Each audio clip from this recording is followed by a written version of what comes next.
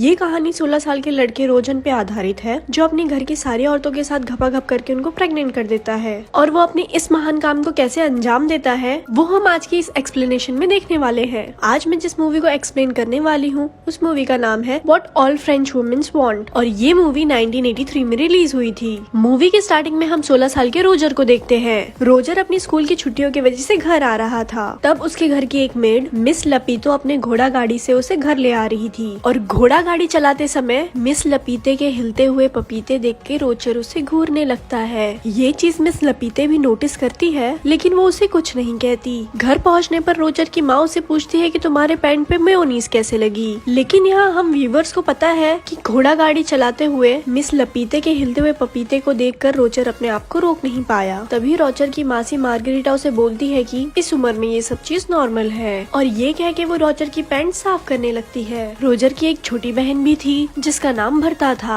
उसके बाद भरता रोजर को जंगल में ले जाती है जहाँ मिस लपीते भी थी। तभी मिस लपीता रोजर के सामने ही साइड में जाके हल्की होने लगती है और ये देखकर रोजर की आंखें बाहर आ जाती है। उसके बाद रोजर को किसी के चिल्लाने की आवाज सुनाई देती है और जब रोजर वहाँ पर देखने के लिए जाता है तब उसे वहाँ पर उसी के घर की एक मेड उर्सिला किसी और के साथ जंगल में मंगल करते हुए दिखाई देती है। जिसके बाद रोजर वहाँ से भाग जाता है क्योंकि उसे लगता है कि वो एक गलत दुनिया में आ गया है। उसके बाद सीन स्विच होता है और हम पूरी फैमिली को एक साथ खाना खाते हुए देखते हैं, जहाँ हम व्यूअर को पता चलता है कि रोजर की माँ काफी स्ट्रिक्ट है। शाम को रोजर जब सोने की कोशिश कर रहा था तो उसे बाहर से कुछ आवाजें सुनाई देती है और जब वो कमरे से बाहर आता है तो वो देखता है कि एक नौकरानी घोड़ी बनकर खड़ी है और कोई उसके पीछे से बजा रहा है। और ये देखने के बाद रोजर की फटके 4 हो जाती है और रोजर वापस सोने के लिए चला जाता है और बिस्तर में उसकी छोटी बहन बर्था छुपी हुई थी। तब बर्था उसे बताती है कि मिस लपीते ने मुझे बताया है कि हमारी मासी मार्गरीटा अभी भी वर्जिन है। जिस पर रोजर उसे पूछता है कि वो अभी तक वर्जिन क्यों है, जिस पर बर्था उन्हें बताती है कि उन्हें मर्दों से डर लगता है और इसलिए उन्होंने अभी तक शादी नहीं की है। तभी वहाँ अचानक से नैनी केट आ जाती है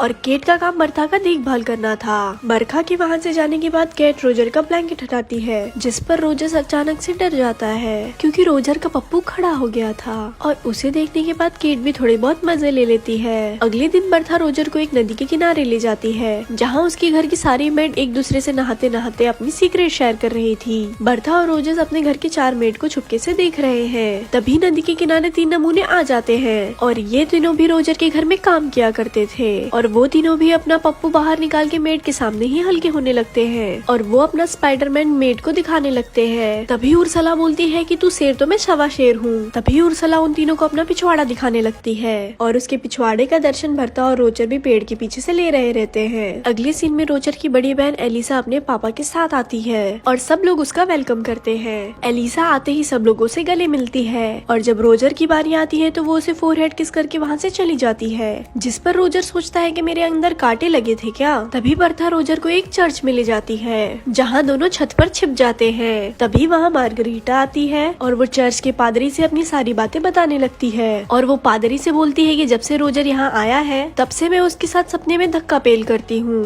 ये सारी बातें रोजर भी सुन रहा था। ये सुनने के बाद रोजर बहुत ज्यादा खुश होता है और बहुत ज्यादा एक्साइटेड हो जाता है, जिसके बाद वो पादरी के बगल में गिर जाता है और पादरी इन दोनों को रोजर की माँ के पास ले जाता है, जिस पर रोजर की माँ पादरी से बोलती है कि आप ही बताइए मैं इन दोनों के साथ क्या करूँ। जिस पर पादरी बोलता है कि आप रोजर के पिछवाड़े पे मार मार के उसके पिछवाड़े बंदर की तरह लाल कर दो, तभी इसे समझ आएगा और ये काम मार्गरीटा अपने शुद्ध हाथों से करेगी तो इसे ज्यादा मजा आएगा। रोजर की माँ मार्गरीटा से बोलती है कि तुम एक हंटर लो और शुरू हो जाओ। पहले तो मार्गरीटा ये करने से मना करती है, लेकिन रोजर की माँ के फोर्स करने के बाद वो ऐसा करने लगती है और वो रोजर के पिछवाड़े पे मार मार के उसे बंदर के पिछवाड़े की तरह लाल कर देती है। रात को सोते समय रोजर को फिर से बाहर से किसी की आवाज सुनाई देती है और जब वो अपने कमरे से बाहर निकलता है तो वो देखता है कि उसकी मेड हेलन किसी से ठुकवा रही थी और आज भी उसे बस हेलन ही दिखती है, उसके पीछे वाला बंदा बिल्कुल भी नहीं दिखता। और इस बार रोजर अकेले इस नजारे का मजा नहीं ले रहा था, बल्कि मिस्टर फ्रैंक भी ये सब कुछ देख रहे थे। तभी उस वक्त अचानक से रोजर के पास उर्सला आती है और वो उसे कहती है कि आओ मैं तुम्हारे पिछवाड़े में मूव लगा दूं। इतना मार खाने के बाद दर्द भी बहुत ज्यादा हो रहा होगा, जिस पर रोजर उसे ऐसा करने से मना कर देता है। उसके बाद रोजर उसे पूछता है कि हर रात हेलन को कोई पीछे से बजा रहा रहता है, क्या तुम्हें पता है वो बंदा कौन है। जिस पे वो रोजर को बोलती है कि हम मेड का टॉप सीक्रेट है। तब रोजर को ख्याल आता है कि उसने ये शो अकेले नहीं देखा था, बल्कि मिस्टर फ्रैंक भी इस शो को एंजॉय कर रहे थे। जिसके बाद रोजर सीधा मिस्टर फ्रैंक के पास जाता है, जहाँ मिस्टर फ्रैंक दूरबीन से मियाँ खलीफा को देखने की ख्वाहिश में अपने पैंट में हाथ डाल के अपने स्पाइडरमैन को तसल्ली दे रहे रहते हैं। और रोजर के आते ही मिस्टर फ्रैंक वहाँ से चले जाते हैं। तब रोजर भी दूरबीन से देखने लगता है और उसे नीचे 2 शादीशुदा एलियन कुत्ता डांस करते हुए दिखाई देते हैं। तब रोजर को समझ आता है कि मिस्टर फ्रैंक अपने स्पाइडरमैन की मसाज क्यों कर रहे थे। अगले दिन रोजर को एक किताब मिलती है जिसमें द ग्रेट सनी लियोनी की कहानी थी और रोजर उस किताब को बड़ी शिद्दत से छुपा लेता है और जाते वक्त उसे अपनी मॉम डैड के कमरे से घर घर खेलने की आवाज सुनाई देती है और रोजर उसे लॉक वाली छेद से देखने लगता है। तभी उसे पीछे से एलिसा का फियांसे रोनाल्ड उसे देख लेता है और वो रोजर को धप्पा कर देता है, जिसपे रोजर उसे रिक्वेस्ट करता है और कहता है कि तुम इस बात को किसी को मत बताना।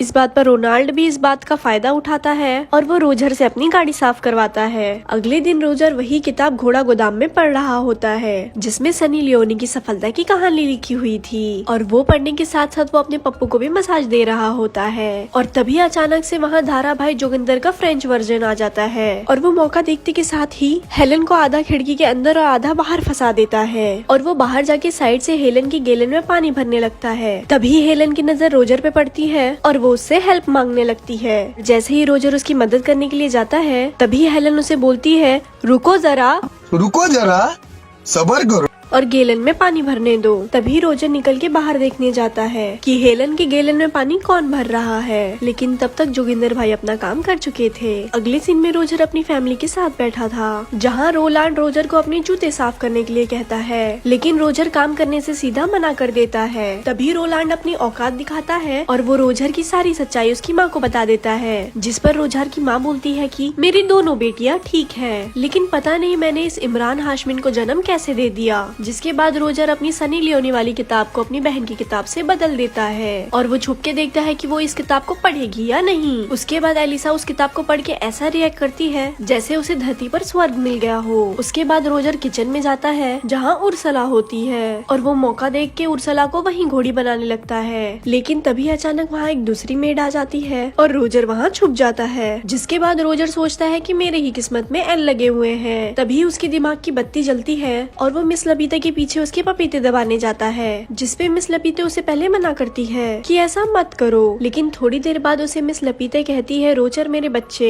जितना बजाना है तुम बजाओ। लेकिन वहाँ रोजर की नोबिता वाली किस्मत चमक जाती है और बाहर कोई जर्मनी और फ्रांस के बीच में जंग का ऐलान कर देता है और सबको पता चलता है कि जर्मनी ने फ्रांस से जंग का ऐलान कर दिया है। अगले दिन सब लोग युद्ध में जाने की खुशी मना रहे होते हैं, लेकिन रोजर की हालत ऐसी होती है जैसे उसने ढिंडोरा की लॉटरी जीत ली हो। लेकिन फ्रांस में एक नियम था कि वॉर में जाने से पहले वो लोग सब लोग अपनी बीवी को टीवी के सामने घोड़ी बनाएंगे, जिसके बाद सब लोग रात में अपनी बीवी को जंगल में ले जाके उसकी बजाने लगते हैं। जिस पर रोजर सोचता है कि बस ये आज रात की चांदनी है और इसके बाद तो इनकी पिक्चर मैं ही बनाऊंगा। सबके युद्ध में जाने के बाद सारी लेडीज अकेली थी और रोजर सबसे पहले उर्सला के पास जाता है जहाँ वो उसे ले दे के घोड़ी बना ही देता है और वो उर्सला से ये भी कहता है कि मुझे तुमसे प्यार हो गया है। जिसके बाद उर्सला बोलती है कि सारे लड़के पहली बार चरम सुख लेने के बाद यही बोलते हैं। अगले सीन में बरदा रोजर से बोलती है कि पादरी माँ से मिलने आए हैं, जिसके बाद ये दोनों भाई बहन उन दोनों की चुपके से बात सुनने लगते हैं। जिसके बाद रोजर की माँ पादरी से बोलती है कि मेरा पति कभी मुझे घोड़ी बना के लेता है और कभी डॉगी बना के, इससे कोई पाप तो नहीं। जिसपे पादरी बोलता है नहीं, वो तुम्हारा पति है, वो तुम्हारी घोड़ी बना के ले या डॉगी बना के, इसमें कोई दिक्कत नहीं है। लेकिन तभी रोजर की माँ रोजर को देख लेती है और वो बिना देर किए बाहर आ जाती है। अगले दिन बर्था की नैनी केट हमें दिखाई दी जाती है और वो नदी किनारे बैठ के अपनी जुल्फे सवार रही थी, लेकिन तभी वहाँ रोजर भी आ जाता है और वो पानी में जंगली सुअर की तरह रेंगने लगता है। पहले तो रोजर केट से मजे लेता है, लेकिन जैसे ही वो देखता है कि वो भी राजी है, वो मौके पे चौके मार देता है और वो दोनों वहाँ पर घपाघप करने लगते हैं। अब रोजर पूरी तरह से अल्टीमेट हरामी बन चुका था, जिस पर रोजर सोचता है कि अब सारी औरतों का मटका मैं ही फोड़ूंगा। और अगले दिन रोजर का बाप वहाँ छुट्टी लेकर आ जाता है और रोजर देखता है कि मार्गरीटा और केट उसके माँ बाप को घर घर खेलते हुए देख रहे हैं, जिस पर रोजर उनसे कहता है कि तुमसे ना हो पाएगा और ये बोल के वो वहाँ से घर भी चला जाता है। ये देख के उसके माँ बाप हैरान हो जाते हैं और रोजर को वहाँ से भगाने लगते हैं। जिसके बाद मार्गरीटा अपने कमरे में सोने के लिए चली जाती है, लेकिन रोजर उसके कमरे में उसे धप्पा कर देता है और उससे पूछता है कि क्या तुम अभी तक वर्जिन हो, तो आओ मैं तुम्हारा गेम बजा देता हूँ। जिसके बाद वो दोनों घबाघब करने लगते हैं। उसके बाद हम फिर से हेलन को देखते हैं जो चाय नाश्ता लेकर आ रही थी, लेकिन इस बार युद्ध में जाने की वजह से उसका का बजाने वाला कोई नहीं था। तभी वो रोजर के कमरे में जाती है और रोजर उसे पीछे से पकड़ लेता है और वो उसे घोड़ी बना देता है। अगले दिन रोजर एलिसा के पास जाता है जहाँ वो घोड़ों को घास खिला रही थी, जिस पर रोजर उसे बोलता है कि मैं आज तेरी भी पिक्चर बनाऊंगा। पहले तो एलिसा उसे ऐसा करने से मना करती है, लेकिन थोड़ी देर बाद बोलती है कि हाँ मेरी पिक्चर बनाओ और हाँ मुझे पिक्चर में घोड़ी का रोल देना, जिसके बाद रोजर उसे भी घोड़ी बना देता है। अब रोजर सारी औरतों के बीच पॉपुलर हो गया था। इसके बाद सारी औरतें बारी बारी करके उसके पास काम 25 करवाने आती थी। दिन बीतते जाते हैं और ये सिलसिला चलता रहता है। एक दिन एलिसा रोजर से बोलती है कि मैं प्रेग्नेंट हूँ। तभी रोजर देखता है कि रोलांड भी वापस आ गया है, क्योंकि अब युद्ध खत्म हो चुका था। उर्सिला और मार्गरेटा भी उसे बोलती है कि मैं प्रेग्नेंट हूँ। और ये सुनने के बाद रोजर के पैरों तले जमीन ही खिसक जाती है, क्योंकि अगर उसके मॉम डैड को ये बात पता चली तो उसके मॉम डैड उसे ही घोड़ी बना देंगे। तभी रोजर उर्सिला से बोलता है कि एक नेल पॉलिश लेके आओ, और वो उस नेल पॉलिश को एलिसा के बेड पे लगा देता है और बोलता है कि तुम कुछ भी करके रोनाल्ड के साथ घपाघप कर लेना, जिससे रोलांड को लगे कि एलिसा अभी भी वर्जन है। उसके बाद वो अपनी मासी से बोलता है कि आप फ्रैंक से शादी कर लो, वो आपको बहुत ज्यादा पसंद करता है। और ये सुनने के बाद वो दोनों शादी के लिए मान जाते हैं। उसके बाद रोजर उर्सिला के पास जाता है और उसे शादी के लिए प्रपोज करता है, लेकिन उर्सिला उसे मना कर देती है, क्योंकि वो पहले से ही किसी और को पसंद करती थी। और उसके बाद तीनों औरतों की शादी हो जाती है और रोजर के कांड के बारे में किसी को कानोकार खबर भी नहीं होती। और उसी रात रोजर फिर से हेलन के साथ घपाघप करता है और अगले दिन हेलन उसे बताती है कि मैं भी प्रेग्नेंट हूँ। लेकिन अब रोजर की स्कूल की छुट्टियां खत्म हो चुकी थी, इसीलिए वो उसे बोलता है कि मैं तुम्हारे लिए भी एक अच्छा पति ढूंढ लूंगा, जिसपे हेलन बोलती है कि तुम इसकी टेंशन मत लो, क्योंकि मैंने सब लोगों के साथ घपाघप किया है और मैं इस पे किसी का भी नाम लगा सकती हूँ। उसके बाद रोजर अपने पापा के साथ खुशी खुशी वहाँ से चला जाता है और ये मूवी यहाँ खत्म हो जाती है। ऐसे ही और मूवी जानने के लिए इस पेज को लाइक करें। धन्यवाद।